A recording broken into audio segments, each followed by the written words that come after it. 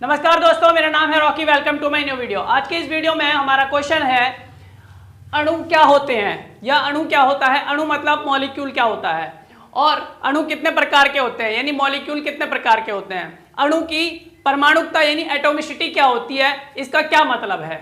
तो चलिए एक एक करके इन सारी चीजों को जान लेते हैं। सबसे पहले हम देखेंगे अणु यानी मॉलिक्यूल क्या होता है। तो इसकी डेफिनेशन यहां लिखी है मैंने, किसी तत्व अथवा यौगिक का वह सूक्ष्मतम, यौगिक का किसी तत्व अथवा यौगिक का वह सूक्ष्मतम कण जो दो या दो से अधिक परमाणुओं का समूह होता है, जो आपस में रासायनिक बंध द्वारा जुड़े होते हैं तथा जिनका स्वतंत्र अस्तित्व होता है। इसको ध्यान से समझो, अब मैं समझा देता हूं। क्या लिखा है, किसी तत्व अथवा यौगिक का वह सूक्ष्मतम कण, कोई भी तत्व हो चाहे यौगिक हो। तत्व हमें पता है कितने 118 है, इनको इंग्लिश में एलिमेंट्स बोलते हैं। और उसकी बात बोल रहा है यौगिक, या तो यौगिक बोल रहा है या तत्व, या तो तत्वों के होते हैं या यौगिक के अणु होते हैं। तो तत्व और यौगिक के अणु वह सूक्ष्मतम कण, इनका वह सूक्ष्मतम कण, छोटे से छोटा कण जिसको और डिवाइड नहीं किया जा सकता, उसको सूक्ष्मतम कण ही तो बोलते हैं। ये मैं आपको पहले भी बता चुका हूं कि परमाणु किसे कहते हैं। परमाणु वह कण होता है जिसको और तोड़ा नहीं जा सकता, जिसको और डिवाइड नहीं किया जा सकता, तो वह सूक्ष्मतम कण होता है। तो ऐसे ही क्या बोल रहा है यहां पर, किसी तत्व अथवा यौगिक का वह सूक्ष्मतम कण जो दो या दो से अधिक परमाणुओं का समूह होता है। जब दो या दो से अधिक परमाणु मिलते हैं तो वो क्या बनाते हैं, अणु बनाते हैं। इन सिंपल वर्ड्स अगर मैं बोलूं तो दो या दो से अधिक परमाणु जब आपस में मिलते हैं तो वो क्या बनाते हैं, वो अणु बनाते हैं। और ये जुड़ते कैसे हैं। अब देखो एक चीज और आपको मैंने अभी बताया कि अणु कैसे होते हैं। आप देख सकते हो यहां पर स्क्रीन पर ऊपर दिखाई दे रहा होगा आपको, ये अणु होते हैं, इस तरीके से बनते हैं। ये दो भी हो सकते हैं, दो से ज्यादा का भी समूह हो सकता है। क्या है, ग्रुप है यानी समूह है। दो या दो से ज्यादा का क्या है, समूह होता है। ये इसमें दो परमाणु भी हो सकते हैं, दो से ज्यादा भी हो सकते हैं। अब यहां क्या बोल रहा है, ये जुड़े कैसे होते हैं, जो आपस में रासायनिक बंध द्वारा, कैसे, रासायनिक बंध द्वारा जुड़े होते हैं। केमिकल बॉन्ड होता है इनके अंदर, एक बॉन्ड होता है, केमिकल बॉन्ड होता है। तो ये जुड़े होते हैं आपस में रासायनिक बंध द्वारा तथा जिनका स्वतंत्र अस्तित्व होता है, यानी ये स्वतंत्र रूप से रह सकते हैं। अब यहां से यहां तक ये बात हो गई। अब इस चीज को एक ये वाली इसको और समझो, क्या लिखा है, एक ही तत्व के परमाणु या भिन्न भिन्न तत्व के परमाणु संयोग करके अणु का निर्माण करते हैं। हम इसको ऐसे भी बोल सकते हैं कि अणु क्या होता है। इसकी एक डेफिनेशन ये भी कही जा सकती है कि एक ही तत्व के परमाणु, जैसे हाइड्रोजन है तो एक तत्व हो गया, ऐसे ही हीलियम है एक तत्व हो गया, ऑक्सीजन है एक तत्व हो गया। तो ये अलग अलग तत्व है ना। तो एक ही तत्व के परमाणु या भिन्न भिन्न तत्वों के परमाणु, या तो एक ही तत्व के या अलग अलग तत्व, जैसे हाइड्रोजन हो, जैसे कार्बन और हाइड्रोजन हो गया, अलग अलग तत्व हैं, उनके परमाणु संयोग करके, यानी कार्बन और हाइड्रोजन के परमाणु जो है आपस में जुड़ के क्या बनाएंगे, क्या बनाते हैं, अणु का निर्माण करते हैं।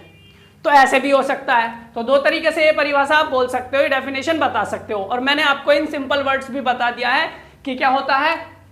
मैंने आपको कहा है कि दो या दो से अधिक परमाणु जब आपस में मिलते हैं या जुड़ते हैं आयनिक बंध द्वारा, रासायनिक बंध द्वारा, तो वो क्या कहलाते हैं, वो हमारे अणु कहलाते हैं। तो दो या दो से अधिक परमाणुओं का समूह क्या है, अणु कहलाता है। अगर सिंपल इन बहुत इजी वर्ड्स में अगर मैं आपको बताऊं तो, और डेफिनेशन आप चाहो तो ये याद कर सकते हो, और ये याद कर लोगे तो ज्यादा अच्छा है। उसके बाद हम क्या देखेंगे कि तत्व कितने प्रकार, अणु कितने प्रकार के होते हैं। अणु लिखा है ना कितने प्रकार के, इसका तो हमने जवाब देख लिया। अब अणु कितने प्रकार के होते हैं, यानी मॉलिक्यूल कितने टाइप्स के होते हैं। तो दो प्रकार के होते हैं, पहला तत्वों के अणु और यौगिकों के अणु। पहले तो तत्वों के अणु होते हैं और दूसरा यौगिकों के। अब तत्वों के अणु और यौगिकों के अणु क्या होते हैं। तत्वों के अणु क्या है, वे अणु जो किसी तत्व के एक ही प्रकार के परमाणुओं द्वारा निर्मित होते हैं, तत्वों के अणु कहलाते हैं। यानी एक ही तत्व के परमाणु आपस में जब जुड़ते हैं तो वो क्या कहलाते हैं, वो तत्वों के अणु कहलाते हैं। जैसे हाइड्रोजन है, हाइड्रोजन के ही परमाणु हैं, आपस में मिले हैं, तो हाइड्रोजन का, जैसे कि हाइड्रोजन H2 होता है ना, तो हाइड्रोजन का H2 क्या है, ये मॉलिक्यूल बन गया, यानी एक अणु बन गया। तो इसमें कितने परमाणु हैं, दो परमाणु हैं, दो परमाणु से मिलकर बन गया। तो ये क्या कहलाएंगे, तत्वों के अणु कहलाएंगे। वे अणु जो किसी तत्व के एक ही प्रकार के परमाणुओं द्वारा निर्मित होते हैं, एक ही तत्व के एक ही प्रकार के परमाणुओं द्वारा निर्मित होते हैं, तत्वों के अणु कहलाते हैं। जैसे कि आर्गन हो गया। अब यहां पर आर्गन है, आर्गन क्या है, आर्गेनिक तत्व है ना, तो इसके परमाणु हो गए। अब यहाँ देखते हैं यौगिकों के अणु। तो यौगिकों के अणु यानी मॉलिक्यूल ऑफ कंपाउंड, ये था हिंदी में, इंग्लिश में मॉलिक्यूल ऑफ एलिमेंट्स। तो यौगिकों के अणु क्या होते हैं? वे अणु जो भिन्न भिन्न तत्वों के परमाणुओं के साथ मिलकर यौगिकों का निर्माण करते हैं। वे अणु या वैसे अणु या वो अणु, वे अणु जो भिन्न भिन्न तत्व, अलग अलग तत्वों, जैसे कार्बन और अभी मैंने बोला हाइड्रोजन, ये अलग अलग तत्व हैं। वे अणु जो भिन्न भिन्न तत्वों के परमाणुओं के साथ मिलकर यौगिकों का निर्माण करते हैं, यौगिकों के अणु कहलाते हैं। आप इसको पढ़ सकते हो, धीरे धीरे पढ़ोगे तो ज्यादा अच्छे से समझ में आएगा। अब जैसे कि एग्जांपल्स मैं आपको बता देता हूं। देखो ये है वाटर, H2O मतलब वाटर यानी जल होता है, ये पानी होता है। तो H2O जो है वो एक यौगिक है, एक कंपाउंड है। और ये कैसे बना है? जब एक निश्चित अनुपात में अणु लिए गए, निश्चित अनुपात में, जैसे हाइड्रोजन, यहां पर क्या है, हाइड्रोजन और ऑक्सीजन का जो रेशियो होता है, अनुपात होता है, वो कितना होता है? 1:8 होता है। 1:8 का मतलब ये हुआ कि हाइड्रोजन अगर हम 1 ग्राम ले रहे हैं तो ऑक्सीजन 8 ग्राम लेना पड़ेगा, तब जाके वो जल बनेगा। अगर ऐसा नहीं हुआ तो वो जल नहीं बनेगा। यानी यहां पर एक निश्चित मात्रा होती है कि इतनी ही मात्रा में हमें ये चीज लेनी है और इतनी ही मात्रा में ये लेनी है, तब जाके ये बनेगा, तीसरी चीज बनेगी। जैसे कि हाइड्रोजन 1 ग्राम तो ऑक्सीजन 8 ग्राम, तब जाके वाटर बनेगा, अदरवाइज नहीं बनेगा। ऐसे ही हमारे पास क्या है, NH3 अमोनिया। तो NH3 इसका जो रेशियो है, अनुपात है, वो क्या है? 14:3। अगर नाइट्रोजन हम कितने ले रहे हैं? 14 ग्राम ले रहे हैं, तो हमें हाइड्रोजन कितना लेना पड़ेगा? 3 ग्राम लेना पड़ेगा। ऐसे ही कार्बन डाइऑक्साइड बनेगा, कार्बन और ऑक्सीजन से, अलग अलग तत्वों से मिलकर बना। देखो ये कार्बन, ये ऑक्सीजन, ये नाइट्रोजन है, ये हाइड्रोजन, ये ऑक्सीजन, अलग अलग तत्वों से मिलकर बना। यही तो बोल रहा है, वे अणु जो भिन्न भिन्न तत्वों के परमाणुओं से, अलग अलग तत्वों के परमाणुओं से के साथ मिलकर यौगिक का निर्माण करते हैं, यौगिकों के अणु कहलाते हैं। तो अलग अलग तत्व से मिलकर यौगिक बने हुए हैं। कार्बन डाइऑक्साइड है, इसका 3 और इसका 8 रेशियो होता है। तो ये हमारे पास क्या है? देखो अब तक मैंने आपको क्या बताया? मैंने आपको बताया अणु क्या होता है, यानी मॉलिक्यूल क्या होता है। मॉलिक्यूल कितने प्रकार के होते हैं? ठीक है, 2 प्रकार के होते हैं। अब हम देखेंगे अणु की परमाणुकता यानी एटॉमिसिटी क्या होती है। एटॉमिसिटी का मतलब क्या होता है, परमाणुकता का मतलब क्या होता है अणु की। तो चलिए अब देखते हैं इसको, क्या है अणु की परमाणुकता, क्या होता है। किसी अणु की संरचना में प्रयुक्त होने वाले परमाणुओं की संख्या को उस अणु की परमाणुकता कहते हैं। क्या है? किसी अणु की संरचना में, यानी जब कोई अणु होता है, अणु बनता है, तो उसमें जितने परमाणु प्रयुक्त होते हैं, यूज होते हैं, तो परमाणुओं की जो वो संख्या है, जितने उसमें परमाणु आए हैं, उस संख्या को ही हम क्या कहते हैं? उस अणु की परमाणुकता कहते हैं। इसकी दूसरी भी डेफिनेशन देख लेते हैं, फिर एग्जांपल्स बताऊंगा। किसी अणु में विद्यमान परमाणुओं की संख्या को उसकी परमाणुकता कहते हैं। किसी अणु में विद्यमान, कोई अणु है, उसमें जितने परमाणु होंगे, उन परमाणुओं की संख्या को ही उस अणु की हम क्या कहेंगे? परमाणुकता कहेंगे। अब आपको ये चीजें बताऊंगा ना नीचे वाली, जब जाके आसानी से समझ में आ जाएगा। अब देखो परमाणु जो हमारे जो परमाणुकता है वो कौन कौन सी है? देखो किस किस तरह की होती है। जो अणु होते हैं, एक परमाणु भी होते हैं, द्विपरमाणु भी होते हैं, त्रिपरमाणु भी होते हैं, चतुर्परमाणु भी होते हैं, बहुपरमाणु भी होता है। अब इसको थोड़ा इजी वर्ड्स में समझ लेते हैं, यानी आसानी से समझ में आ जाए, ऐसे बता देता हूं। अब मैं एक परमाणु अणु को इंग्लिश में मोनोएटॉमिक मॉलिक्यूल कहते हैं।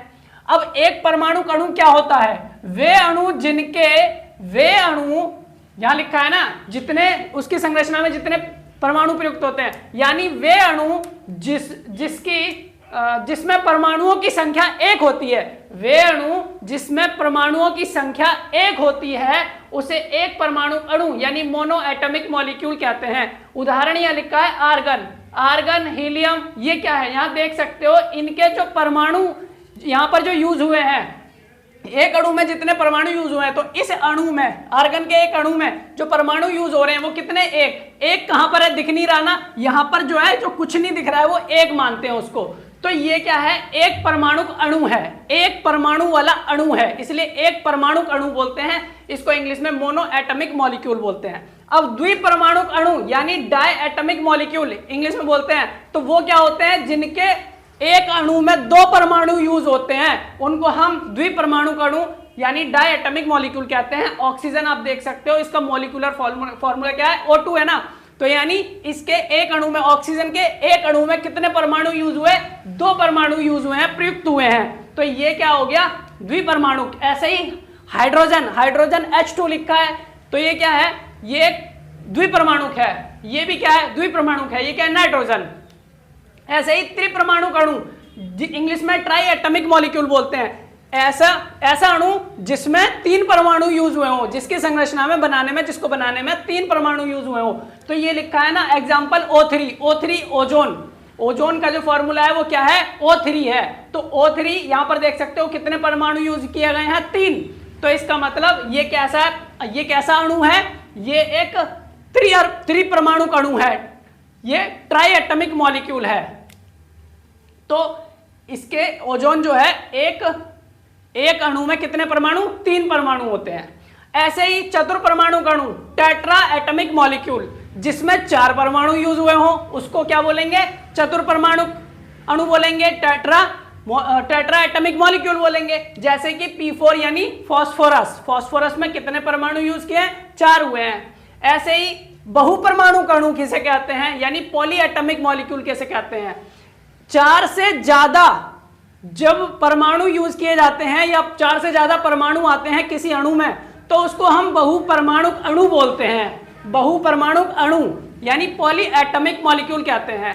ऐसा अणु जिसमें बहुत सारे परमाणु आ रहे हैं, यानी 4 के बाद जब आएंगे तो उसको हम क्या बोल देंगे, बहुपरमाणुक अणु बोल देंगे। जैसे कि S8 लिखा है, S8 का मतलब हो गया सल्फर। सल्फर में कितने परमाणु यूज किए जाते हैं, 8। तो सल्फर का एक अणु में कितने परमाणु, 8 परमाणु है, इसलिए ये क्या हो गया, बहुपरमाणु अणु हो गया, पॉली एटॉमिक मॉलिक्यूल हो गया।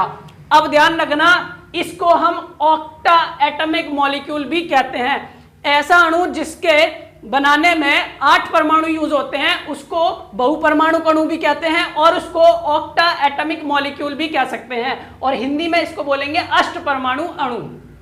तो ये मैंने अब आपको अणु की परमाणुकता के बारे में, एटॉमिसिटी के बारे में भी बता दिया है। आप इसका स्क्रीनशॉट भी ले सकते हो। तो आज मुझे आपको इतना ही बताना था। उम्मीद करते हैं आपको समझ में आया होगा। तो फिर मिलेंगे अपनी नेक्स्ट वीडियो में एक इंटरेस्टिंग क्वेश्चन के साथ।